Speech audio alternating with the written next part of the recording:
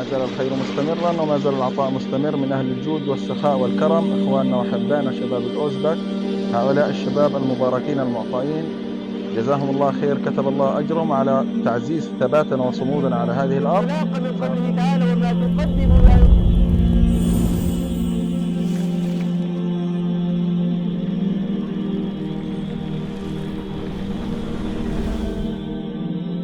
بسم الله والحمد لله والصلاة والسلام على رسول الله. Alloh taolo aytadi, Alloh yo'lida mollarni sarflovchilarning misoli bir donga o'xshaydi. U 7 boshoq chiqaradi. Har bir boshoqda 100 tadan don bo'ladi. Alloh kimga xohlasa savobni ko'paytiradi.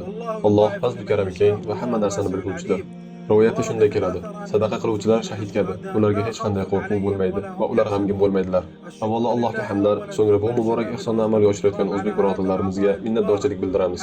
Bugun biz G'azodagi bu zolima va xiyonat tajovuzdan aziyat chekkan, tirikchilik manbai qolmagan, og'ir ahvoldagi oilalarga naqd moddiy yordamlarni tarqatamiz. Ularning Allohdan keyingi yagona suyanchi mana shu saxovat o'zbek birodarlarimizdir. Biz ularni hurmat qilamiz va Alloh taoladan shuni duo qilib so'raymizki, Alloh o'zbek birodarlarimizga baraka bersin. Ularni o'z soyasidan boshqa soya bo'lmagan kunda o'z soyasiga olsin. Rasululloh sollallohu alayhi vasallam shunday deganlar: Alloh o'z soyasidan boshqa soya bo'lmagan kunda 7 toifa odamni o'z soyasiga oladi. Ulardan biri o'ng qo'li bilan bergan sadaqasini chap qo'li ham bilmaydigan darajada yashirin sadaqa qilgan kishidir.